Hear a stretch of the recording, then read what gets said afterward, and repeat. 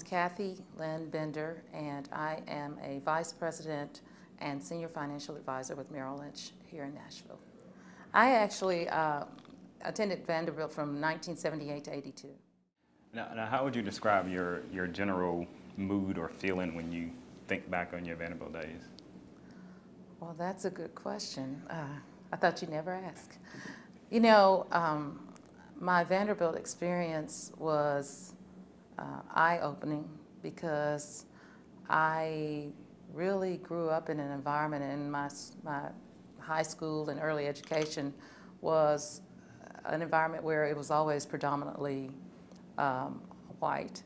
My first 2 or 3 years of school, I attended first, second, third grade. It was an all-black environment. But once I got into the higher grades, I was generally a minority in the crowd, so race wasn't a big deal. I wasn't uncomfortable being the only one in the class. I wasn't uncomfortable being the first to do something.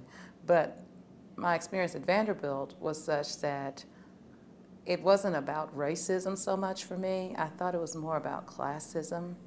I remember having the thought that it wasn't about people looking down on you. It was, they didn't really see you.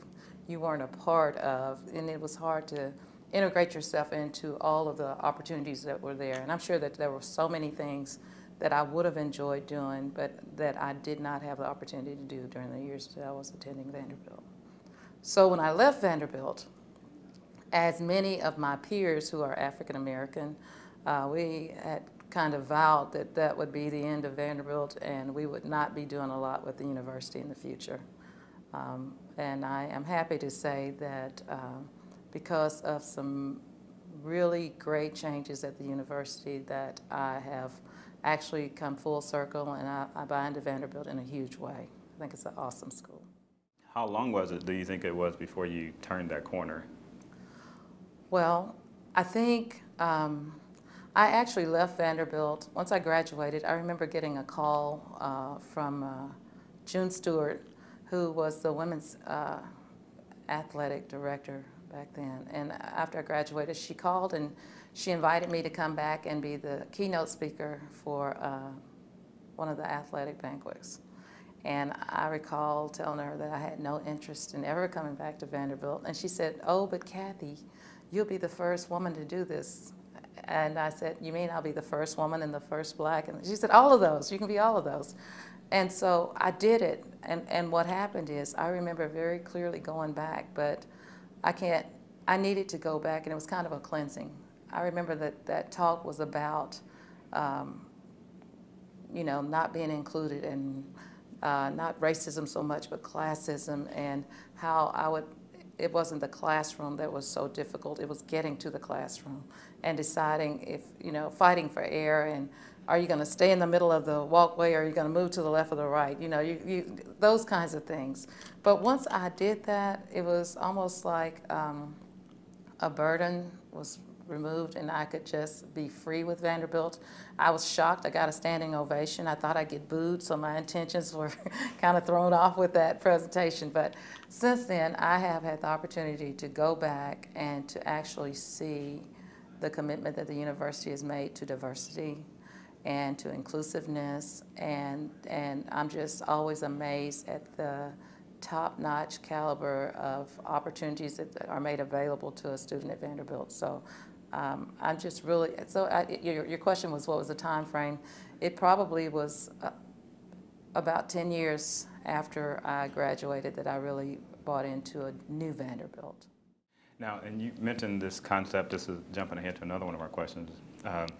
You mentioned feeling invisible. Yeah. Can you elaborate on that for me a little bit? Yeah. I think that when people talk about racism, they always feel like, you know, if there are very few blacks, for instance, and the majority are whites, and you feel like, well, oh, you probably, you know, were faced with racism, and I very well may have. But that's the racial issue in the country. I think we're accustomed to that. I think, you know, I was once asked on this job, at my job at Merrill Lynch, how I handled rejection, and my answer was daily. I mean, so that's not a big deal. That's, you deal with it and you keep it moving. But I never experienced being invisible. I never experienced people being so far above you that it wasn't even intentional.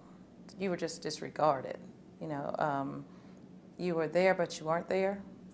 And I think that was probably one of the most painful things, because I came from an environment where I was everything, and then you move into this environment where you're a very small piece of the pie. And so I felt invisible, and that was difficult. That wasn't a good feeling. Now, if you were given the opportunity to choose a college again today, would you choose Vanderbilt again? I would absolutely choose Vanderbilt again. I tell people all the time that a lot of the experiences that I was exposed to early at Vanderbilt really helped to prepare me, not only academically, but I got pretty tough. I am pretty competitive. I'm a fighter, and I think Vanderbilt helped to prepare me for that. In my career here, there have been times when I was not only the only African American, but I was only female as a financial advisor with Merrill Lynch. And to walk in the room filled with white men and feel really good about it, I say, thank you, Vanderbilt, for welcoming me to the real world, because you prepared me well. And my education, when I say Vanderbilt, I mean, it means something. It opens doors. It truly opens doors. You have to perform, but people take a second look when you say Vanderbilt University. What would you say was your biggest fear during your time at Vanderbilt? Failure. I struggled to play sports, which in my mind was my job, because if I didn't play sports, I couldn't go to Vanderbilt. And so I had never failed at anything, never. And I remember being on a bus all night, arriving 5 o'clock, 6 o'clock in the morning and having finals, and going to professors and saying, look, can I take this exam this afternoon in the morning? We've been on the road all night. And to have them look at you and say, you need to decide if you're going to be a student or an athlete. And I was like, wow, that is not an option. So failure, just having the time to be the student and to do the work. And the work was difficult. The work was difficult. So. When you were there, segregation based on race? Everything. I mean, from walking into the cafeteria, there was a black table. You know, I mean, everything was segregated. If you went to a game, there was a black corner.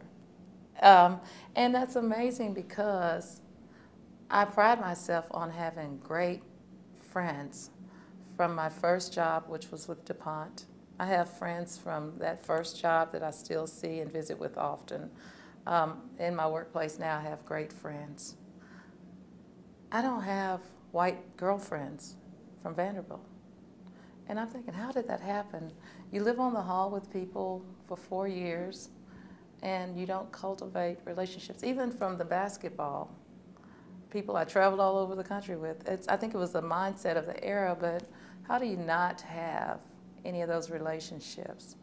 And that lets me know just how segregated that environment was during that time.